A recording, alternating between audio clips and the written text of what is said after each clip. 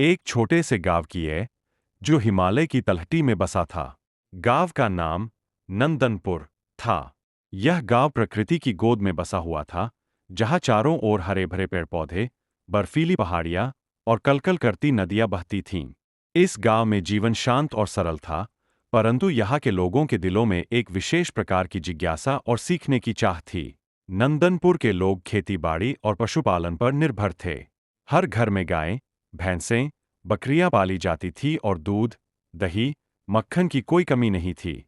गांव के लोग मिलजुल कर रहते थे और एक दूसरे के सुख दुख में सहभागी होते थे। वे समय समय पर एक साथ उत्सव मनाते, पारंपरिक नृत्य करते और अपनी संस्कृति को संजोए रखते थे। हालांकि गांव के बाहर की दुनिया से उनका संपर्क बहुत कम था, इसलिए उनके ज्ञान और जीवन के अनुभव सीमित थे। एक दिन गांव में एक साधु का आगमन हुआ। साधु का नाम महात्मा विद्याधर था।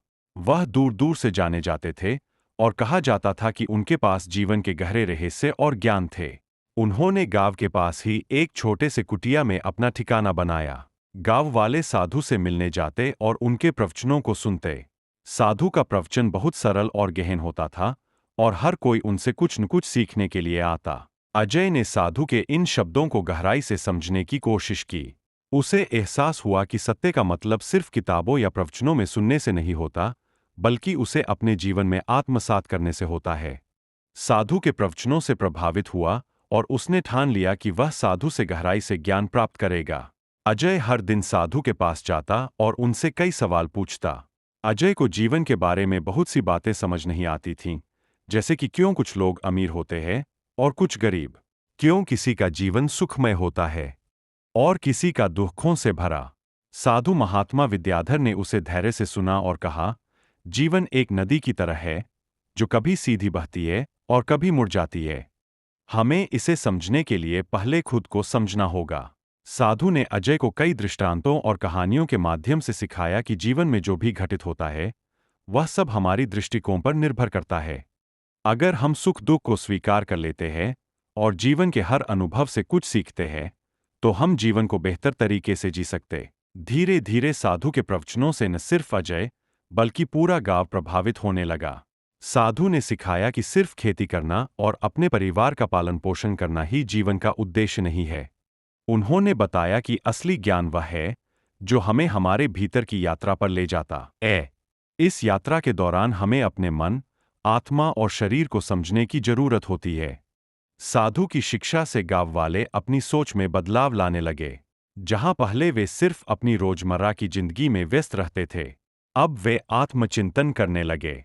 वे एक दूसरे के प्रति और भी सहानुभूति दिखाने लगे और गांव में सहयोग और प्रेम का माहौल और भी मजबूत हो गया। एक दिन अजय ने साधु से पूछा, गुरुदेव, आपने हमें बहुत कुछ सिखाया है, परंतु मैं अभी भी यह नहीं समझ पाया कि जीवन का असली सत्य क्या है।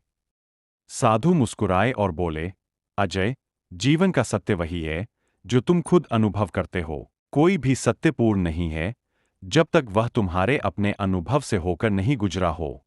हम सभी के जीवन में अलग अलग परिस्थितियां होती है और उन्हीं के आधार पर हमें सत्य की खोज करनी होती है। साधु के प्रवचनों और शिक्षा से गांव का जीवन पूरी तरह बदल गया था। अब गांव वाले सिर्फ भौतिक सुख सुविधाओं की ओर ध्यान नहीं देते थे, बल्कि वे अपने आत्मिक और मानसिक विकास पर भी ध्यान देने लगे थे। वे एक दूसरे के साथ और भी अच्छे से पेश आते। गांव में प्रेम और सहयोग की भावना और भी बढ़ गई थी। अजय भी साधु की शिक्षा से बहुत प्रभावित हुआ था। वह अब एक शांत और गहरे विचारों वाला व्यक्ति बन चुका था। वह अपने गांव के लोगों को और भी गहराई से समझने लगा था और उन्हें मार्गदर्शन देने लगा था। गांव में प्रेम और सहयोग की भावना और भी बढ़ गई थी। अजय भी साधु की शिक्षा से बहुत प्रभावित हुआ था। वह अब एक शांत और गहरे विचारों वाला व्यक्ति बन चुका था।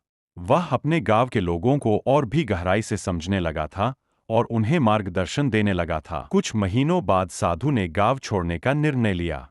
उन्होंने कहा, अब मैं यहां से जा रहा हूं, क्योंकि मैंने जो ज्ञान तुम लोगों को देना था, वह दे दिया है।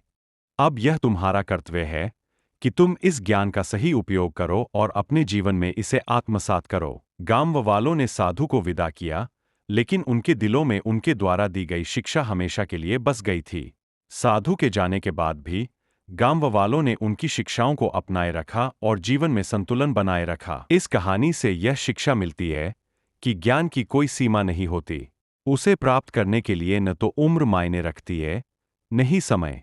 गांव के लोग, जो पहले साधारण जीवन जीते थे, साधु के ज्ञान से प्रेरित होकर अपने जीवन को एक नई दिशा में ले गए, जहां जीवन की सादगी में गहराई छिपी होती है। आपके अंदर की शांति और ज्ञान की यात्रा में शामिल हों। इनर जर्नी चैनल को अभी सब्सक्राइब करें और हमारे साथ आत्मिक विकास और मानसिक शांति की ओर बढ़े। यदि आपको हमारे वीडियो पसंद आते हैं तो उन्हें लाइक और शेयर करना न भूलें। आइए मिलकर इस यात्रा को और भी सार्थक बनाएं। Folded hand.